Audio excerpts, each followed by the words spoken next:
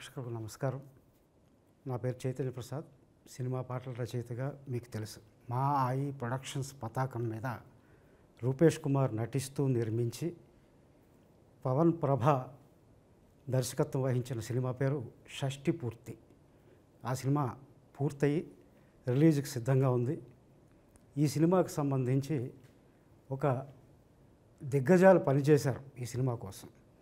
అందులో మనమంతా ఆరాధించే మ్యూజిక్ ఆఫ్ గాడ్ అని మనం పిలుచుకునే ఇసైజ్ఞానిగా మాస్ట్రోగా మనం అభివర్ణించే ఇళయరాజా గారు హైదరాబాద్ వచ్చారు. మనతో చిత్ర యూనిట్తో పాటు కూర్చున్నారు. డైరెక్టర్ పవన్ ప్రభ, అలాగే హీరో నిర్మాత రూపేష్ కుమార్. వీళ్ళతో పాటు కాసేపు ముచ్చటించుకుందాం.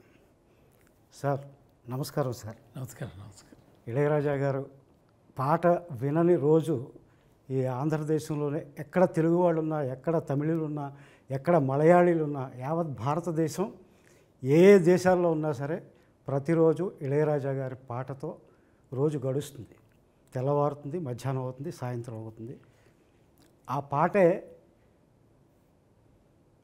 మిమ్మల్ని మాకు దేవుణ్ణి చేసి పెట్టింది. ఆ పాట పుట్టుకకి ఎలా జరుగుతుంది, అసలు దాని నేపథ్యం ఏంటి అన్నది ఈ సినిమాకి సంబంధించిన అనుభవాలని మీ నుంచి తెలుసుకోవాలని అనుకుంటున్నామండి. ఇప్పుడు మొన్ననే మీరు లండన్లో రెండోసారి సింఫనీ చేసి వచ్చారు. ఒక భారతీయుడు వేరే దేశంలో సింఫనీ చేయడం అనేది మీ ఒక్కరి వల్లే సాధ్యమైంది. అది ఆ సింఫనీ అనుభవాలతో మొదలు పెడదాం సార్. ఆ సింఫనీ చేయాలని మీరు రాత్రింబగళ్ళు పనిచేయడం మేము చూసాం. ఆ సినిమా కోసం మీ దగ్గరికి వచ్చినప్పుడు మీరు నోట్స్ ఎలా రాసుకుంటారో, ఎంత క్రమశిక్షణతో ఉంటారో, ఆ సింఫనీ ఆలోచన ఎలా పుట్టింది సార్? సింఫనీ గురించి ఫస్ట్ అందరికీ నమస్కారాలు. సింఫనీ గురించి you cannot explain symphony, but experience, you must experience symphony. అదే ఇప్పుడు ఒక కొత్త పాట ఏదో చేశానో, ఏదో రిలీజ్ అయింది, వింటున్నారు. ఆ పాట మీకు ముందే తెలుసా, అప్పుడే వింటున్నారా? అప్పుడే వింటాం. అదేలాగానే సింఫనీ మాకు తెలియదు. ఆ పాట మాత్రం తెలుసా, రిలీజ్ అవడానికి ముందు ఆ పాట తెలుసా? జనానికి ఎవరికి తెలీదు. అది విన్నారు, అంతర అలవాటు అయిపోయింది, ఆ పాట వినాలా అని చెప్తున్నారు. అదేలాగా ఇప్పుడు సింఫనీ అంటే ఏంటండి అనేది బదులు అది హనీ అంటే ఏంటండి అంటే అది టేస్ట్ అని మనం మాటల్లో చెప్పగలమా? కుదరదు. అదేలాగా ఇది వినాలా, వస్తుంది రిలీజ్ అయినప్పుడు మీరు డౌన్లోడ్ చేయకుండా అది అందరూ వాంచున్నప్పుడు వినాలా. అదే ఎక్స్పీరియన్స్. జనాలకి చెప్పేది, జనాలకి నేను ఇవ్వడం ఏమి ఇవ్వాలా? ఎంతో ఇచ్చాను, అన్నీ సౌండ్ ఫామ్లో డౌన్లోడ్లో పోయింది. అదే వింటున్నారు, అదే బాగుందని అంటున్నారు. రియల్గా ఆ రికార్డింగ్ జరగనప్పుడు వింటే ఎలా ఉంటుంది అనేది నాకు మాత్రమే తెలుసు. ఏంటంటే అందరూ 60 మెంబర్స్ ఆర్కెస్ట్రా, 70, 80 అని పెట్టి మన పాత పాటలన్నీ కంప్లీట్ 80, 85, 90 కూడా వెళ్ళింది.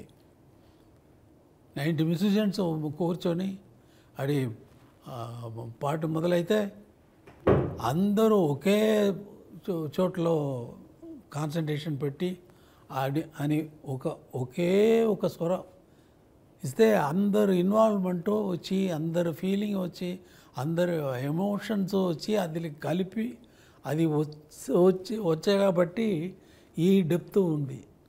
ఈ డెప్త్ ఊరికే రాదు. కీబోర్డ్ ఉంది, ఎవరైనా టచ్ చేస్తే సౌండ్ వస్తుంది. ఏం సౌండ్ అని వీనికి తెలియదు. ఇది ఎందుకు నమ్ము కొట్టారని ఆ వాద్యం కూడా అనుకోవచ్చు. ఎందుకు చేయి పెట్టారు నా మీద, నేను ఊరికే ఉంటే అని ఆ కీబోర్డ్ చెప్పదా? అది సింఫనీ వచ్చి the time will come to make the make the people to hear that and experience that pure energy. అసలు సింఫనీ చేయాలన్న ఆలోచన ఎలా వచ్చిందండి? మ్యూజిక్ చేసిన వాళ్ళకు ఏం చేయాలని ఎలా రాకూడదా అంటే ఆలోచన. మీ క్వశ్చన్ వచ్చే ఇన్నర్ మీనింగ్ అది. ఎందుకు ఇది వచ్చింది వరాకుడితే అన్నట్టుగా. అసలు కాదండి.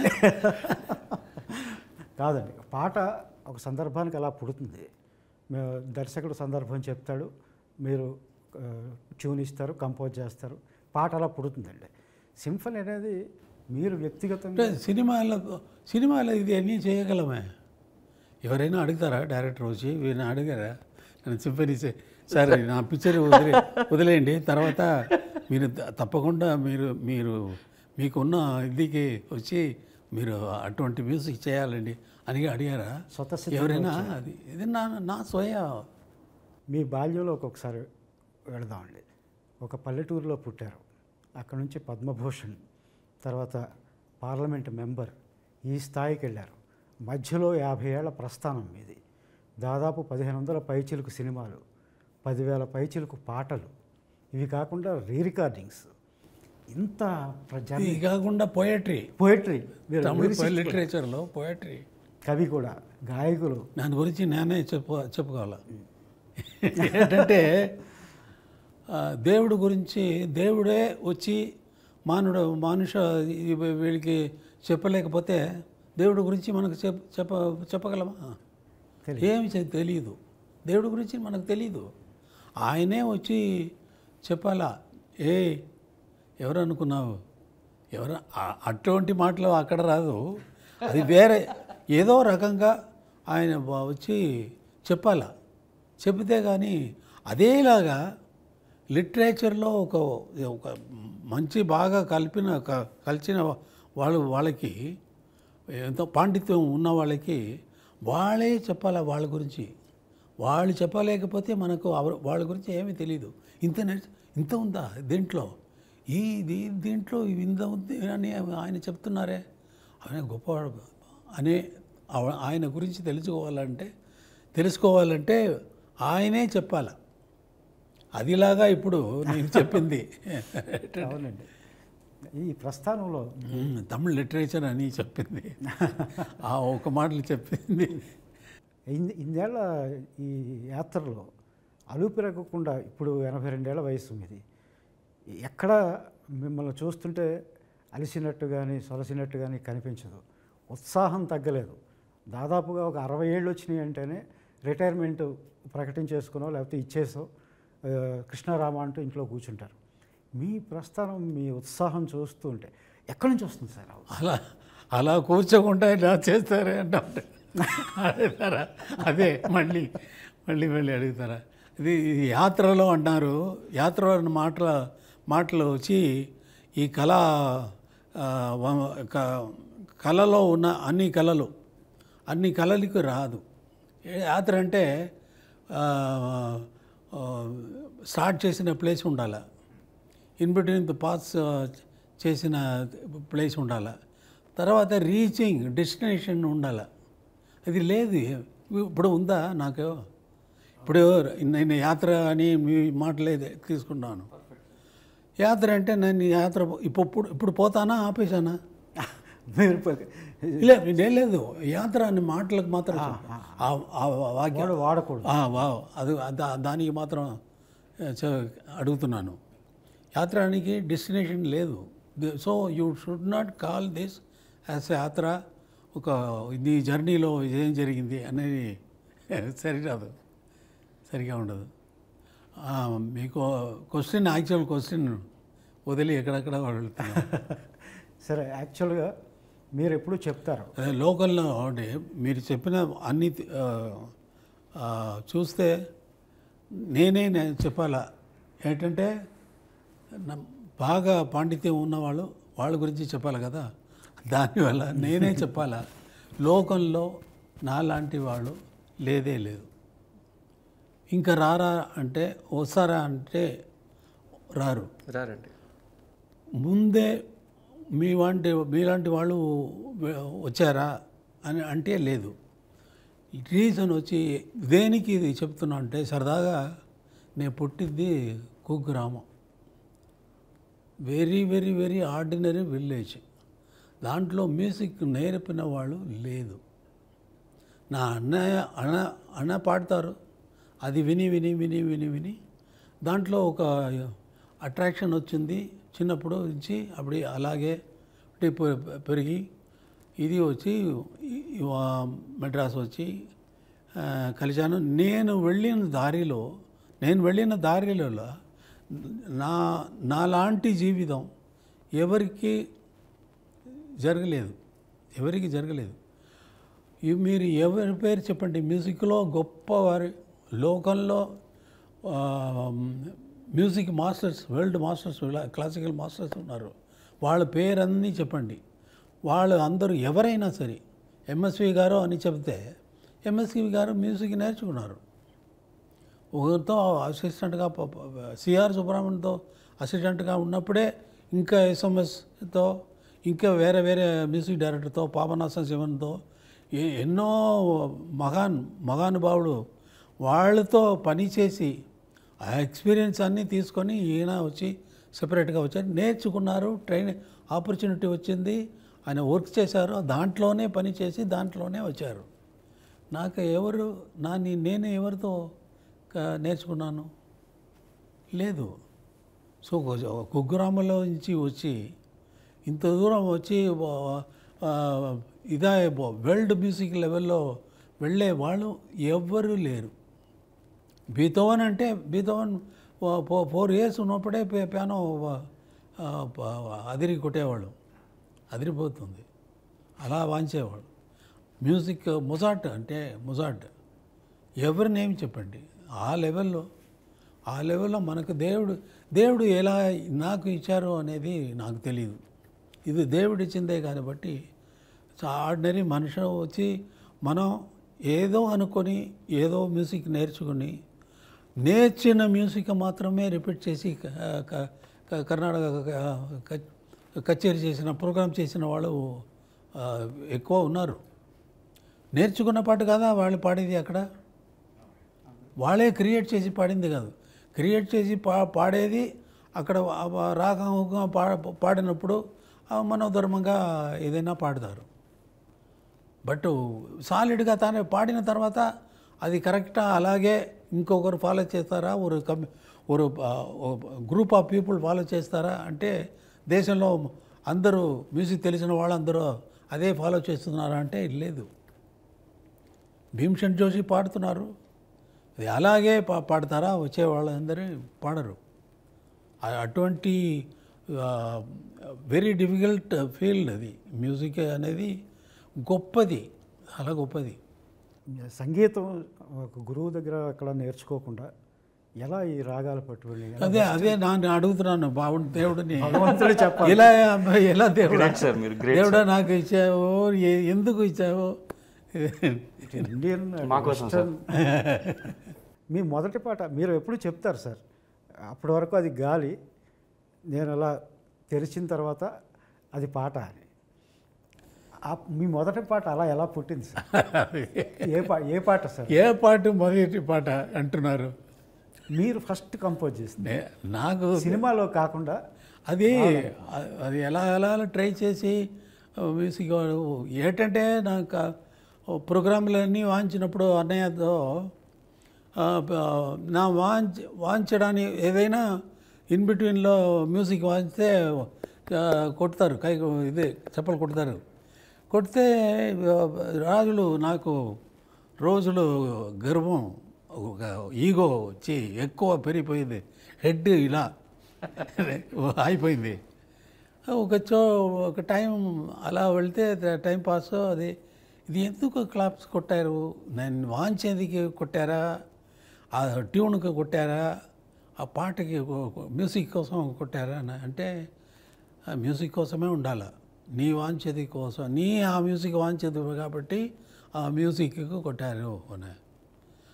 అయితే ఈ మ్యూజిక్ ఎవరు కంపోజ్ చేసింది? ఎంఎస్వి గారు అంటే ఇవి అన్నీ ఆయనకే వెళ్తుంది, నాకేమో వస్తుంది. నాకేమీ ఉండదు ఆ పాట అని నా ఈగో అన్నీ అక్కడే ఇదైపోయింది, కంప్లీట్ గాలి. అయితే ఇటువంటి క్లాప్స్లో మన పాటకు రావాలంటే నేను కంపోజ్ చేయాలి కదా, నా పాటకు ఎప్పుడు వస్తుంది అని ట్రై చేసిందే కంపోజ్ చేసింది. దానివల్ల అప్పటి నుంచే మొదలుపెట్టింది composing. I use to compose very often.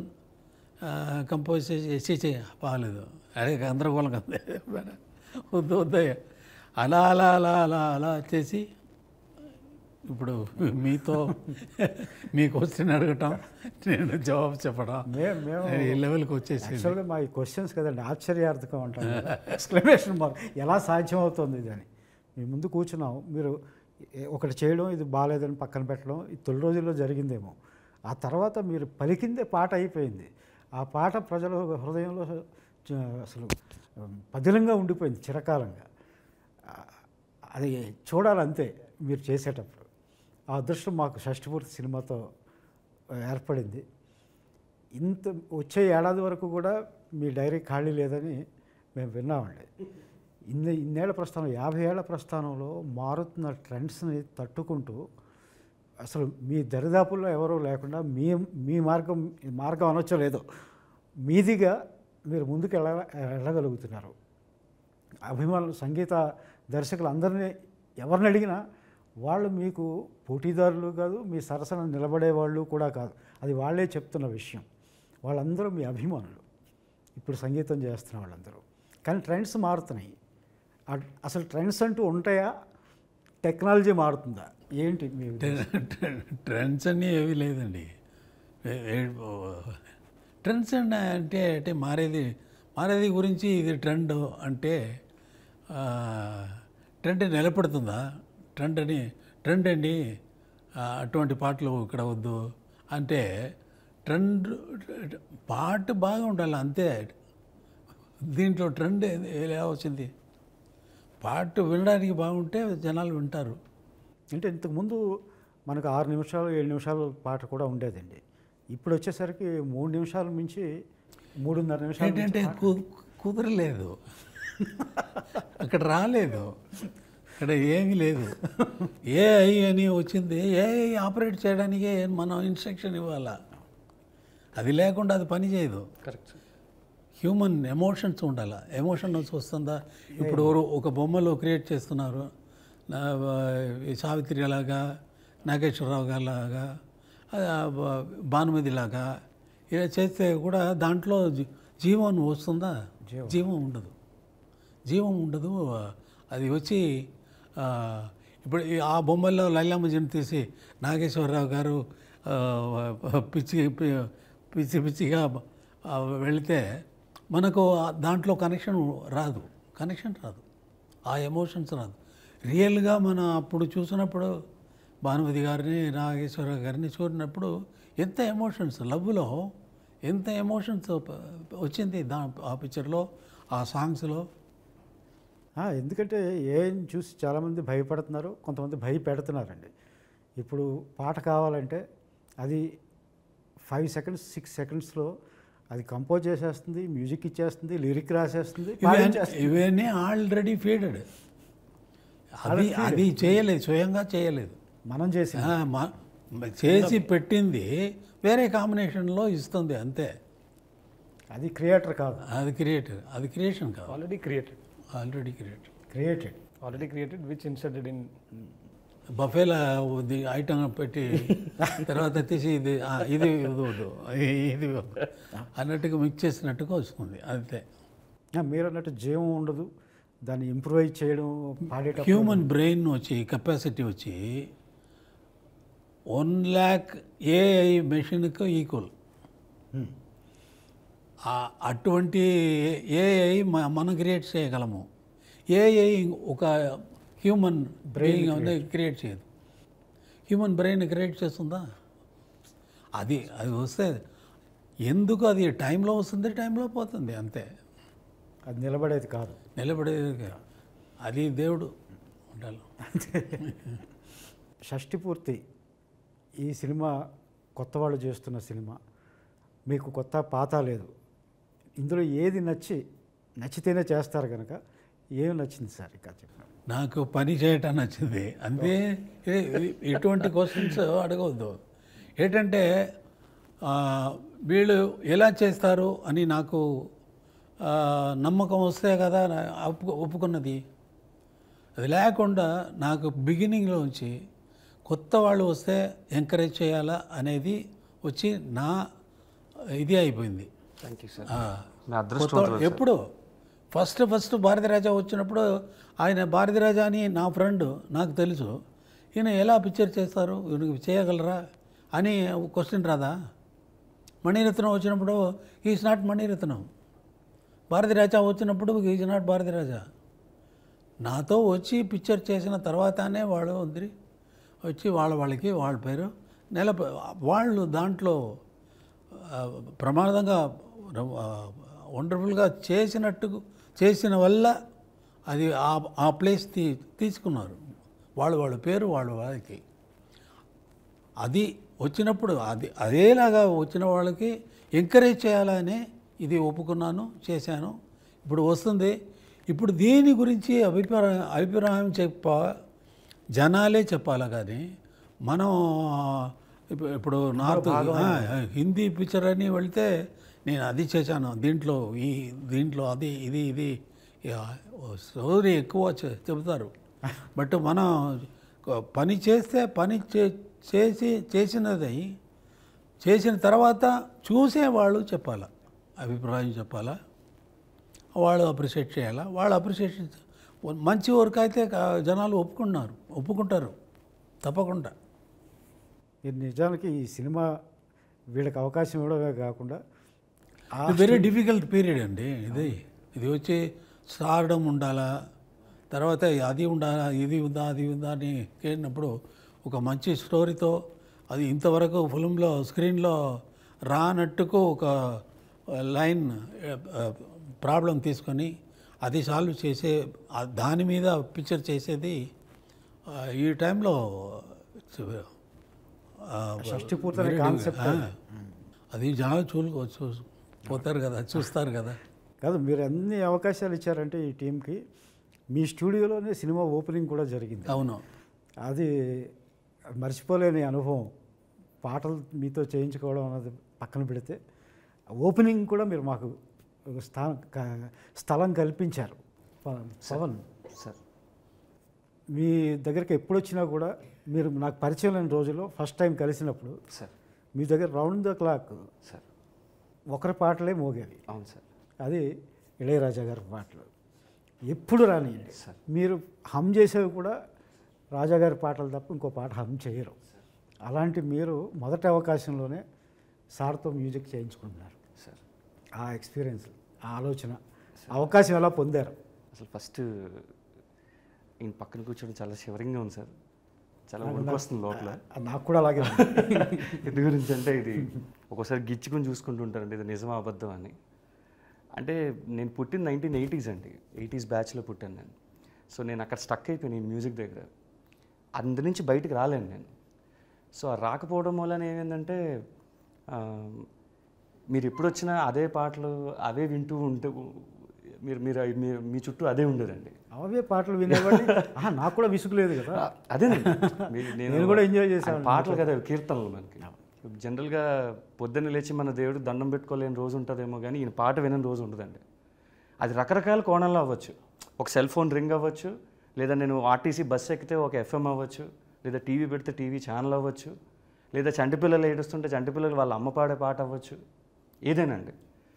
So నేను ఎక్కడో అనుకున్న పాయింట్ ఏంటంటే చేస్తే రాజాసార్తోనే చేయాలి, ఆయన వద్దు అంటే అప్పుడు చూస్తా. కానీ ఆ అవకాశం నాకు కల్పించింది ఫస్ట్ మా రూపేష్ గారండి. బికాజ్ నేను ఇదే కథ చాలామంది దగ్గరికి పట్టుకుని వెళ్ళానండి. ఫ్రాంక్లీ వెళ్ళిన ప్రతిసారి రాజాగారు అంటే నీకు రాజాగారు ఎందుకు చేస్తారు, ఏం మాట్లాడుతున్నావు, ఏమైనా సెన్స్ ఉందా, నువ్వు డైరెక్టర్ ఏంటి అసలు, నీకు గుర్తుందో లేదు, నేను కూడా నమ్మలేదు. గుర్తుందండి, నాకు గుర్తుందండి. కానీ ఆయన మాత్రం అలా కాకుండా రాజా సార్ అంటే తప్పకుండా అండి మనం వెళ్దాం, ఆయన వద్దంటే అప్పుడు చూద్దాం అని చెప్పారండి.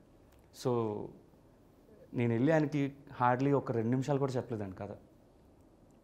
ఆయన జస్ట్ అడిగిన వెంటనే ఏంటి అన్నారు, సార్ ఇది సార్ ఇది సార్, ఓకే పాట తీసుకొచ్చి అన్నారు. అంతేనండి, ఇంకా అసలు వేరే మాట కూడా లేదు. ఆయనకి ఏం అర్థమైంది అన్నది భగవంతుడికే తెలియాలండి. అండ్ మోస్ట్ లక్కీయెస్ట్ పర్సన్ ఎవరైనా భూమి మీద ఉన్నారంటే డైరెక్టర్స్లో, దట్స్ మీ 100% అండి. అందులో there is no doubt at all. And I'm blessed and Shashtipoorthi will lives on forever, that's for sure. And because lot of music is there and it's a musical journey film, and sir is the hero for the film, frankly speaking, because ఆ sound లేకపోతే మీకు ఆ భావం కలగదు, ఆ feel రాదు, ఆ expression పలకదు. ఎన్ని పాటలు ఉంది ఇందులో సార్ సినిమాలో? ఒక ప్రాపర్ రాజా సార్ కమర్షియల్ ఫిలిం ఒకప్పుడు 90sలో మనం వినేవాళ్ళం. ఎగ్జాక్ట్ 6 సాంగ్స్ అండి, పక్కా. ఎవ్రీ ఎమోషన్, ఆయన మెలోడీ ఉంటుంది, ఇంట్రొడక్షన్ ఉంటుంది, ఒక బాధాకరమైన పాట ఉంటుంది, ఒక ఫెస్టివల్ మూడ్ ఉంటుంది, ఒక ఎరాటిక్ సాంగ్ కూడా రాయించారు. ఎస్, మీరే రాశారు అది. ఇప్పుడు రాజా సార్ వెళ్ళి చెప్పేటప్పుడు సార్ ఏ ధైర్యం చెప్పారు? ధైర్యం ఏంటి సార్, అసలు ఫస్ట్ 2 సొక్కాలు తడిసిపోయేవి, చెమట. ఆయనేమో చాలా సింపుల్గా లోపల రానివారు. అయినా నేను వెళ్ళేవాడిని. చాలా అసలు నాకు అద్భుతంగా అనిపించి, నేను ఎందుకు ది బ్లెస్డ్ అని అన్నానంటానండి, ఒక పాటని జనరల్గా ఎప్పుడైనా అడిగితే సరే రేపు వస్తుందండి, ఎల్లుండి వస్తుందండి, నేను ఇస్తానండి అంటారు. అసలు ఈయనకి నాకు కథ చెప్పేటప్పుడు కూడా సిచ్యువేషన్స్ తీసి చెప్పమన్నారండి. ఈయన దగ్గరికి వచ్చిందే సిచ్యువేషన్ చెప్పి ఇంప్రెస్ చేద్దామని, మ్యూజిక్ సిచ్యువేషన్స్ చెప్పి. బట్ ఆయన పాట మ్యూజిక్ నువ్వు అసలు సిచ్యువేషన్స్ తీసేసి కథ చెప్పన్నారు. ఆ తర్వాత వెళ్తున్నప్పుడు నేను ఈయనకి అసలు ఏం సిచ్యువేషన్ చెప్తానో తెలీదు. ఇలా వెళ్ళిన వెంటనే సింగిల్ టేక్ అండి, ఇంకొక డిస్కషన్ లేదు. ఈ సిచ్యువేషన్ ఏంటంటే, సార్ అమ్మాయి అబ్బాయి ఫస్ట్ టైం చూసుకుంటారు సార్, వాళ్ళ కళ్ళు ఒకసారి మీట్ అవుతాయి సార్, అక్కడి నుంచి ప్రేమలో పడతారు సార్, అంతే. ఇంకొక మాట కూడా ఎక్స్ట్రా ఉండదండి. ఆయన ఒక హార్మోని పెట్టి మీద కూర్చుని ఒక ట్యూన్ ఇస్తారు, ఆ ట్యూనే అర్థమైపోద్దండి. ఆ రూమే ఒక దేవాలయంలో ఉంటుంది. అసలు ఏం లిరిక్ కావాలి, ఏం విజువల్ కావాలి, దీన్ని ఎక్కడ తీయాలి అన్నది అసలు ట్యూనే చెప్తుందండి మనకి. ద ట్యూన్ విల్ ట్రావెల్ మీ. దాని చైతన్య ప్రసాద్ గారు కావాలా, కీరవాణి గారు కావాలా, రెహమాన్ గారు కావాలా. సో దట్స్ అద్భుతం అండి. నేను అది నా కళ్ళారా thank you so much sir, నాకు అదృష్టాన్ని కల్పించారు మీరు. లిరిసిస్ట్గా నా ఎక్స్పీరియన్స్ ఏంటంటే, ఏ పదం వేయాలో కూడా ఆ ట్యూనే చెప్తాను. అదేనండి, మరి అదే కదా సార్ నేను చెప్పాను. ఇప్పుడు ఇప్పుడు మీరు రాసిన షష్టిపూర్తి పాట ఉంది. షష్టిపూర్తి పాట అంటే అది ఆయన ఫస్ట్ ఎప్పుడైతే ఆయన గొంతులో నుంచి ఆయన ఇచ్చే ట్యూన్ ఏదైతే ఉందో అది అక్కడే చెప్పేస్తుంది. ఆయన గొంతే 1000 వేణువులు మోగి అన్నట్టు ఉంటుందండి మన చెవులని. So there is no need of again డిక్షనరీలు చూసి ఈ పదానికి ఇంతే రాయాలి, ఇది అసలు ఫెంటాస్టిక్ ఎక్స్పీరియన్స్ సార్, నా జీవితంలో మర్చిపోలేదండి. రూపేష్ సార్తో మీ ఎక్స్పీరియన్స్ ఏంటి? సార్ దగ్గరికి వెళ్ళేటప్పుడు సార్ యాక్చువల్లీ వెళ్ళిన తర్వాత నాకు షివరింగ్గానే ఉంది సార్ పక్కన కూర్చొని మాట్లాడుతున్నప్పుడు. బట్ పవన్ గారు చెప్పినట్టు సేమ్ అదే హ్యాపీనెస్ ఫుల్. కానీ సార్ ఎలా రియాక్ట్ అవుతారు అనేది కొంచెం చిన్న భయం ఉండేది సార్. బట్ అది ఫస్ట్ మీటింగ్లోనే కలవగానే 5 మినిట్స్లోనే అండ్ వీఆర్ బ్లెస్డ్ అండి. చాలా అంటే అంత ప్రేమించడం అనేది ఒక మ్యూజిక్ డైరెక్టర్ ఒక కొత్తగా వచ్చే పిల్లల్ని అంత ఎంకరేజ్ చేసి అంత ప్రేమించడం అనేది sir blessing for me sir. Sir చెప్పినట్టు అందరూ ఇప్పుడు దిగ్గజాలుగా ఉన్న దర్శకులందరూ కూడా ఒకప్పుడు కొత్త వాళ్ళే. వాళ్ళు ఒక్కొక్క మెట్టు ఎక్కుతూ విజయం సాధించి ఇంత పైకి వచ్చారు. వాళ్ళ మొదటి సినిమాలని నేనే చేశానని చెప్పారు. అలాగే మీ మొదటి సినిమా కూడా ఇళయరాజా గారి సంగీతంతో మరింత పైకి రావాలని, ఇంకా వృద్ధిలోకి మీ సంస్థ కూడా రావాలని కోరుకుంటున్నాను నేను. Thank you sir. అయితే ఈ ప్రయాణం మీరు ప్రతిరోజు సార్ దగ్గర ఆశీర్వాదం తీసుకున్నారు. అవును సార్. మీరిద్దరు అవునండి, మీతో పాటు అందరం కూడా. నాకైతే గుడ్ అండి, బికాజ్ ఒక కోరుకోవడానికి మనం గుడికి వెళ్తామండి. అలాగే నేను కోరుకోవడానికి వచ్చాను, నాకు ఆ కోరిక నెరవేరింది, నేను చేస్తున్నాను పో అన్నారు ఆయన. సూపర్ అనుకున్నాను. మరి ఇంకా అలాంటప్పుడు అది గుడి అయినప్పుడు డెఫినెట్గా నేను అందులోనే ఒప్పించాలి నా సినిమాని. అవును. ఇప్పుడు ఇక్కడ ప్రసాదం తీసుకుని అక్కడికి వెళ్ళి మొక్కుతానంటే అలాగండి కుదరదు కదా. సో ఎక్కడ ప్రసాదం దొరికిందో అదే గుడి. సో సార్ నాకు వరం ఏదైతే ఇచ్చారో నేను అక్కడే సెటిల్ అయినండి. ఇప్పుడు మా లిరిక్ రైటర్స్ అందరినీ కూడా పక్కన పెట్టి సార్, మీరు అప్పుడే ఆస్కార్ అవార్డు అందుకుని వచ్చిన మ్యూజిక్ డైరెక్టర్ సార్ కీరవాణి గారిని సార్ సార్ బాణీకి, ఇళయరాజా గారి బాణీకి పాట రాయించారు. దాని గురించి సార్ అది కీరవాణి గారు కూడా ఇళయరాజా గారు ఫ్యాన్. అవునండి, అవునండి, తప్పకుండా అండి. అంటే బేసిక్గా ఏంటంటే నాకు కొంచెం నెరేటివ్ ఫిల్మ్స్ రాసే స్టైల్ అండి నాది. అంటే పాట will be in to the story అండి, కట్ పాట కాదండి. సో కీరవాణి గారు దాన్ని తాలూకు శైలిలో చిన్న చమత్కారం ఉంటుందండి. సో ఈ సిచ్యువేషన్ సార్ చెప్పేటప్పుడు కూడా కొంచెం వెరైటీ కైండ్ ఆఫ్ సిచ్యువేషన్ అది. సో అది ఆన్ అండ్ ఆఫ్ రెండు ఉండాలండి, దాంట్లో నెగిటివ్ అండ్ పాజిటివ్. సో అలాంటి కొంచెం క్రిటికల్ దాన్ని tune as gave me a very big kick. So దీన్ని ఇంకొక నెక్స్ట్ లెవెల్ తీసుకెళ్ళాలి అంటే ఆ సౌండ్ని పట్టుకోవాలన్నా, లేదంటే ఆ స్థాయిని రీచ్ అవ్వాలంటే ఎక్కడో ఆయన స్టైల్ అయితే బాగుంటుందేమో అని అనిపించిందండి. ఆయన కొన్ని పాటలు నేను ఇంతకుముందు ఆయన సాహిత్యవేత్తగా రాసిన, ఆయన సాహిత్యం like he's a lyric writer also, చాలామందికి తెలియని విషయం అది. మీరు ఎప్పుడు చెప్తారు బాహుబలిలో కన్నాని ఎదురించరా is one of my favourite part. అవునండి, అవునండి. So that made me to just collaborate one a biggest stream sir. నిజానికి ఇది ఇంటర్వ్యూ కాదు. అవునండి, అవునండి, ముచ్చటించుకోవడం. అంతేనండి, అంతేనండి. సార్ని మీరు కూడా ఏమన్నా అయ్యో నేను అడిగినవన్నీ ఇచ్చారు సార్ ఆయన. అన్నీ ఒక్కటి కూడా నేను అడిగింది వద్దు, ఇది బాగాలేదు, ఇది వద్దు అని ఏ రోజు చెప్పలేదండి. నా అదృష్టం ఏంటంటే ప్రతి రీలు నేను ఈయనతో చూశానండి.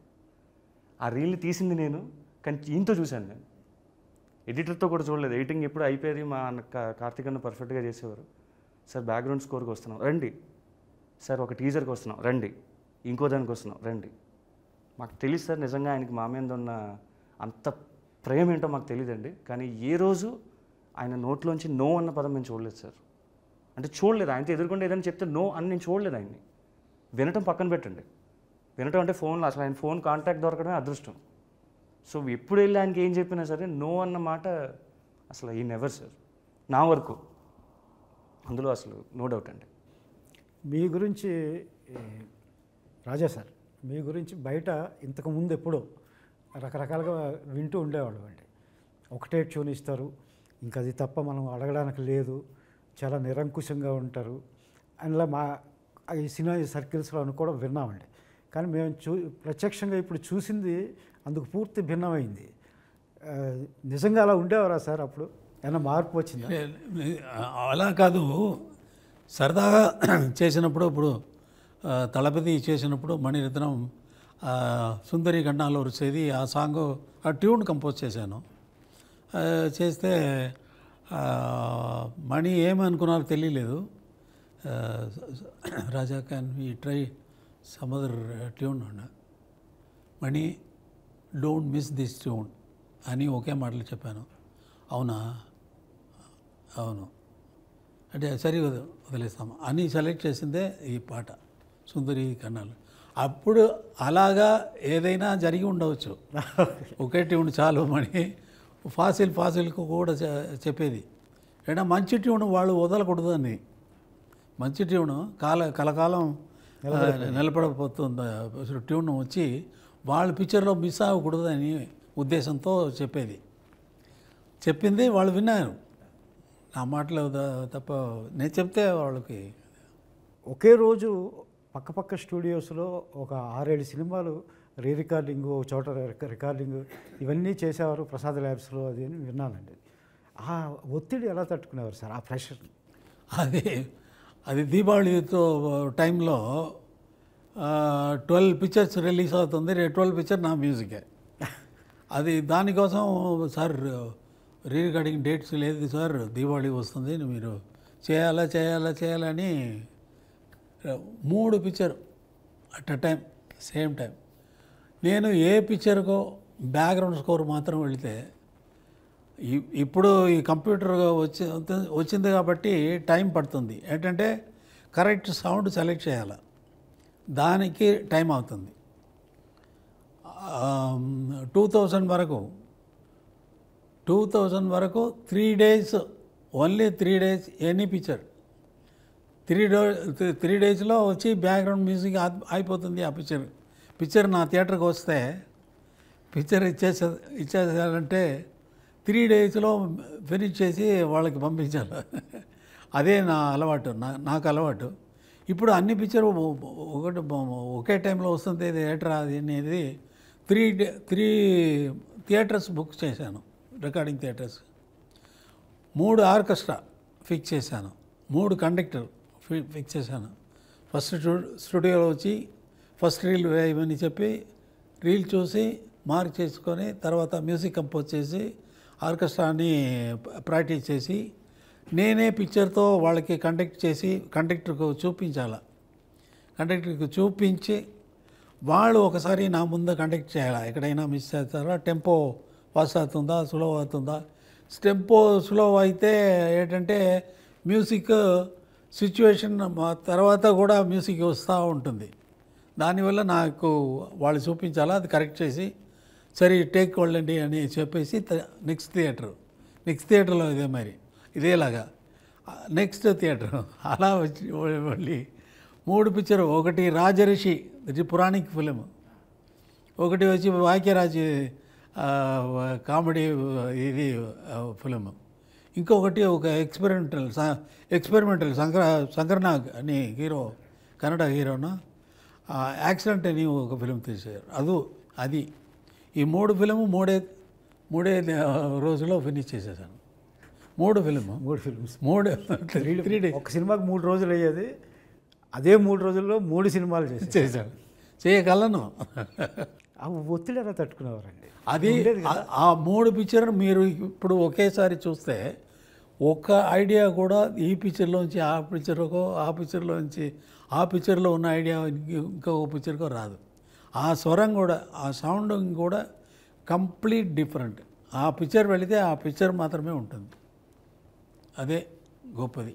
ఇప్పుడు హిందీ సినిమాలు చేస్తారు కదా, ఇక్కడ మన సౌత్ లాంగ్వేజెసే కాకుండా ఇక్కడికి వర్కింగ్ స్టైల్ అయినా తేడా ఉంటుందండి? మన స్టైల్లోనే వర్కింగ్ మ్యూజిక్లోనే కాదు, మనకి మ్యూజిక్లో ఏమి తేడా ఉందండి?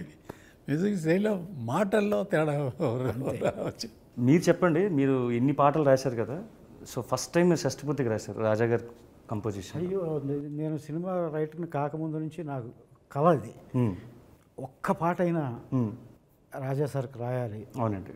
ఒక్క పాట రాసి ఇంకా సినిమా పాట రాయకపోయినా ఫస్ట్ టైం అసలు మిమ్మల్ని నేను చెప్పినప్పుడు మీరు ఏమనుకున్నారు? రాజా సార్ మ్యూజిక్ చేస్తున్నారండి, నేను కొత్త డైరెక్టర్ని, ఆయన కొత్త హీరో, షష్ఠపూర్తి అనే సినిమా రాజా గారు మ్యూజిక్ చేస్తున్నారు అని మీకు చెప్పడానికి వచ్చాను, సిచ్యువేషన్ చెప్పడానికి. మీరు పాట రాయాలి, టైటిల్ సాంగ్ రాయాలి అని చెప్పడానికి వచ్చినప్పుడు నేను నిజంగా నమ్మలేదు.